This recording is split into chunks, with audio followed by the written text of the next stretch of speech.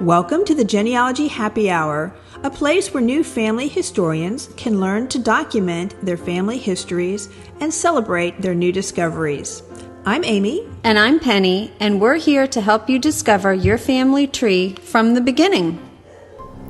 Welcome to episode 64. And it has been a while. It has been. It's been over a year since we've podcasted, since episode 63 went up. Yeah, back in March. We've had some family stuff going on, having to take some time away from podcasting for me to spend some time with my family. But that's been good. And what have you been doing? Yeah, well, same kind of thing. We had some family stuff that had to be involved in, and but it's all good, and we missed it.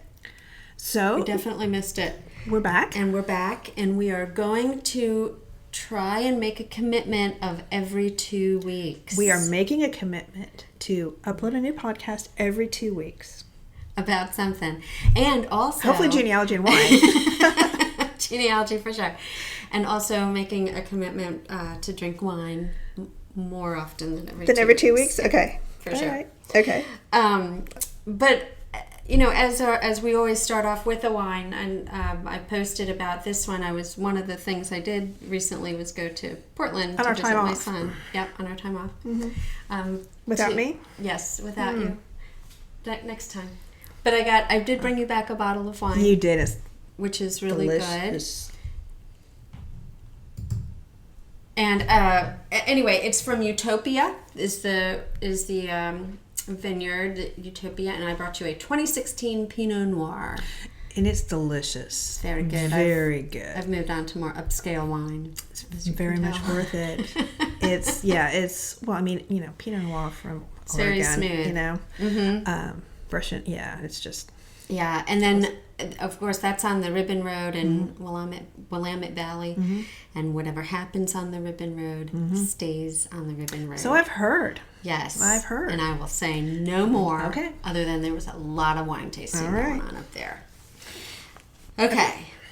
All right. So in this episode, we're going to talk about the FamilySearch website, and specifically their images.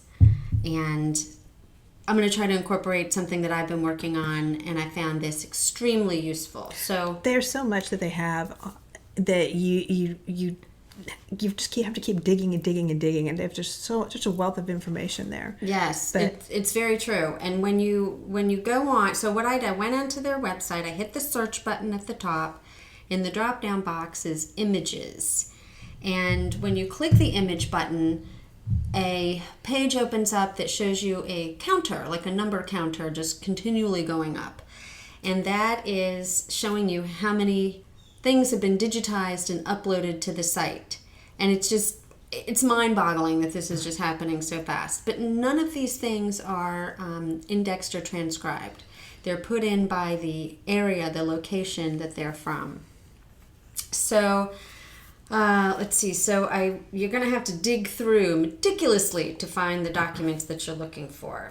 It's almost like you're going to the courthouse, or you're going to the repository, and you're actually picking up the physical book and you're paging through it, or you're looking at the index in the book itself, which is because it's been photographed.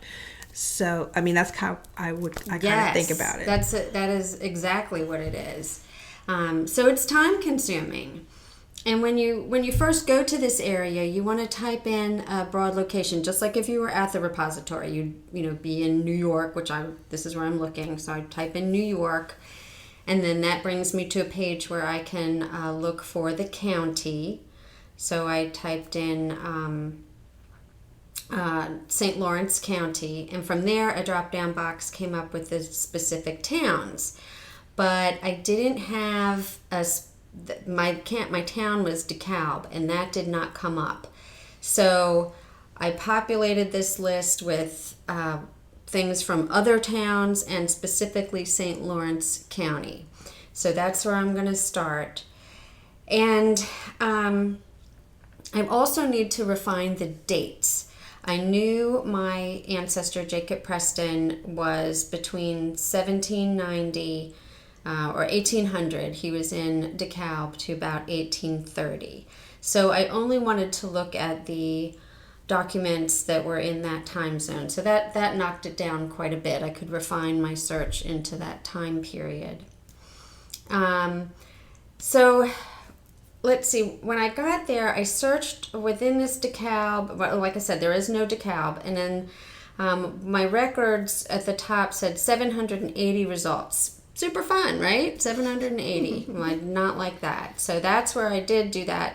And where you find the way to refine it is you're going to go to the advanced search, which is again over on the left side down at the bottom. And there's different topics that you can choose from. So I started with the religious records. I refined it under religious records. And up came the poorhouse records. And I didn't think the family was for poor. I could be completely wrong, but I really don't think that was the case. So I unclicked those, and I went with just basic religious records. And now I had 43 records to look at. So it's a little bit more doable. So as I'm looking at that list, I see a lot of them are in specific towns and I could stay away from. And I kind of knew that because I pulled up a map to see where DeKalb was in the St. Lawrence County and where these towns were and how far would they possibly have traveled to go to church. Mm-hmm. So I tried to stick with the ones that were close by. So that knocked it down a little bit more. And then these records had marriages and baptisms and birth. Some of them were the wrong time period. Once you got into the book, even though the record said 1800 to like 1860, once you got into the book, maybe the first couple were 1810, and then it like jumped to 1830, 1860. I've seen that too, where it will say, births, marriages, and deaths from 1800 to 1830, but then it just might be deaths up to 1830, but the births may only be like 1 year or 2 years, so it's not consistent with all documents. Yeah. Well, but on the plus side, if you're looking for somebody in those early years, you don't have to search too far because it's just going to be in those first couple lines.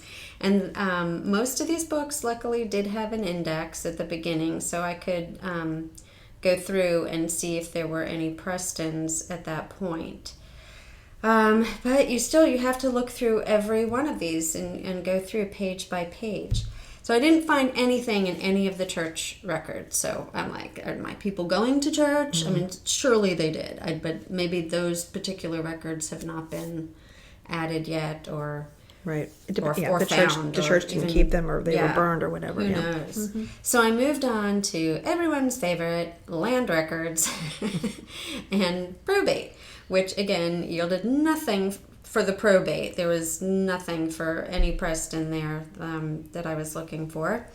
But the real estate deeds in the St. Lawrence Deeds Record, 1802 to 1882, I found that Jacob's 4 sons all had real estate sold in the early 1830s. And the one I was most interested in was Anson Preston, who is my direct ancestor, made a sale to an Elijah Pooler on September 14th, 1832.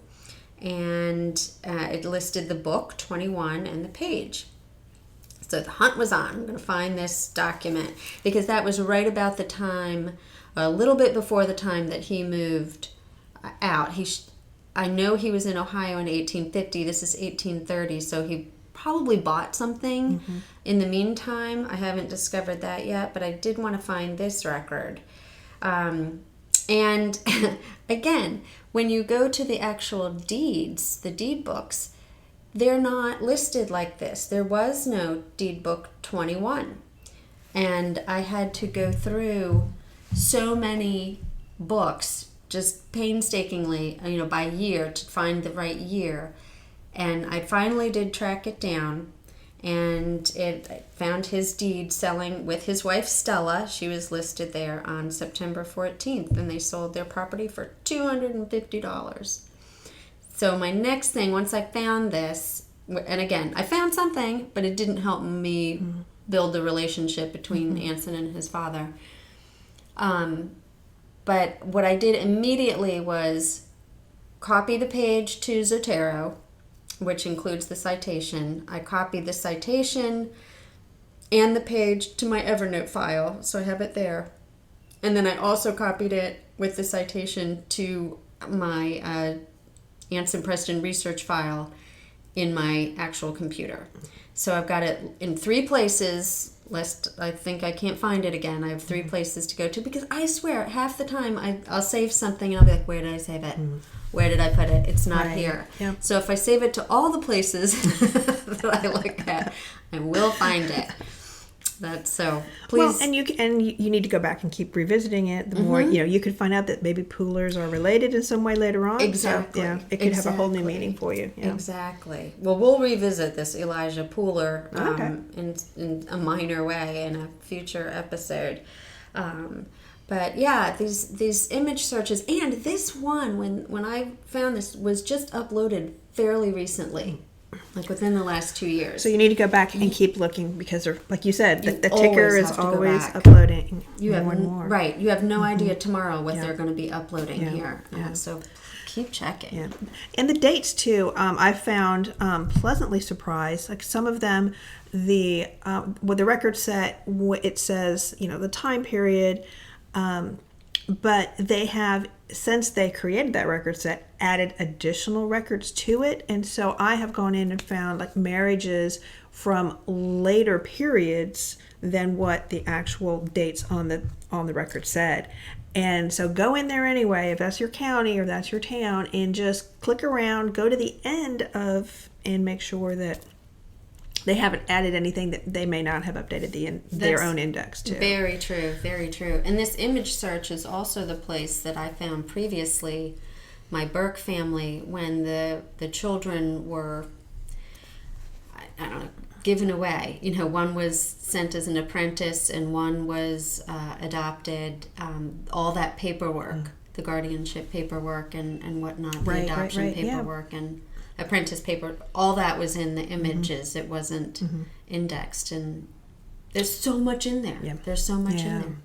I know my sister-in-law, she's going through, when we did a road trip to Kentucky, and we did on-site research in the courthouse, and I think it was the first deed book had not been indexed. There was no index for deed book 1, and we only had so much time there, so we started with deed book 2, and we went on, and we found pretty much what we were looking for as far as our project was concerned. But now at home, she's going through that deed book 1 page by page through FamilySearch, a little bit at a time. She'll do like 10 pages a night or whatever it is, looking for her ancestors that lived in that particular county. So that's a plus if you're Yeah, and you have to time. set aside time to do it. I mean, this took a lot of time, and like your sister-in-law is doing, the handwriting, and you don't know. And hopefully they put the names at that the document relates to at the top of the document, but that's not always the case. Right.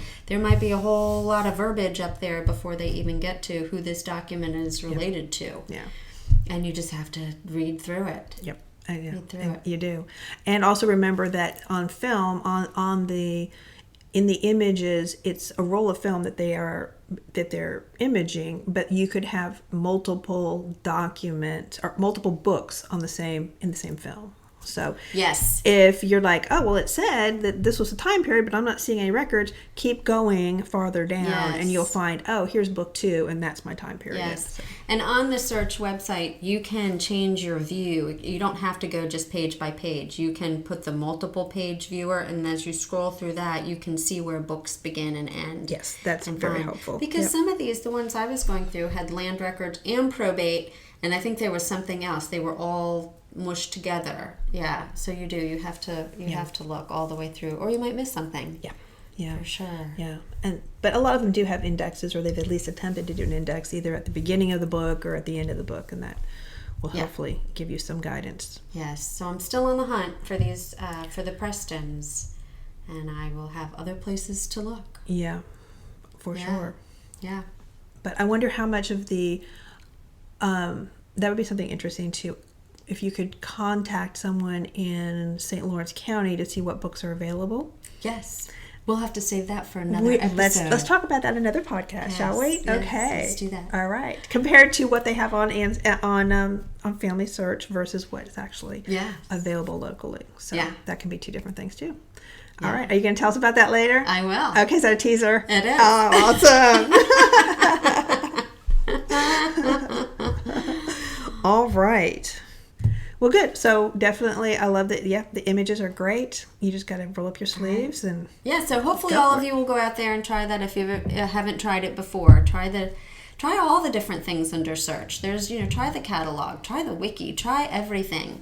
It's an amazing wealth of resources on FamilySearch. It really is. Yes, things that you might never have tried before. Yeah. Don't stop with just putting your ancestor's name into the search itself. But there's tons of stuff there. So, all right. Happy hunting, everyone. Happy hunting. So it's good to be back, Penny. Yeah. Thanks for the wine. Enjoyed it.